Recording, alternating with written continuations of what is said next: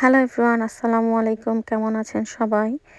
কিছুদিন আগে চিত্রনায়িকা পপির একটা ভিডিও খুব ভাইরাল হয়েছে, যেখানে তিনি বলেছেন তিনি তার জীবনের সবচেয়ে সুন্দর গোল্ডেন সময় আর কি তার পরিবার, বাবা-মা, ভাই-বোনের পেছনে ইনভেস্ট করেছেন।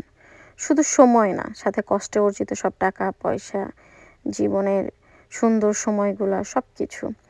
কিন্তু এখন ঠিক তারাই তার ক্ষতি করার জন্য চেষ্টা করছে, ইভেন মেরে ফেলার জন্যও আর কি।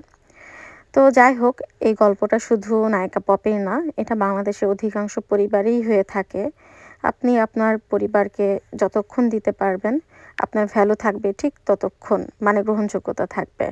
আর যখনই আপনি দিতে পারবেন না, ঠিক তখনই আসলে তাদের চেহারা বের হয়ে আসে। আর তখন এই কাছের মানুষ থেকে পাওয়া কষ্ট সহ্য করাটা খুব কঠিন হয়ে পড়ে। এই চিত্র বা সিনারিওটা একটা পরিবার না, পৃথিবীর যেকোনো দেশের যেকোনো প্রান্তের মানুষের জন্য হয়ে থাকে।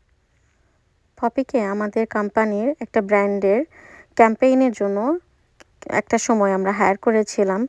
তো যতটুকু দেখতে পেরেছি, উনি নায়িকা হলেও বেশ সিম্পল জীবনযাপন করতেন। এটুকুই। ভালো থাকবেন। আসসালামু আলাইকুম সবাইকে।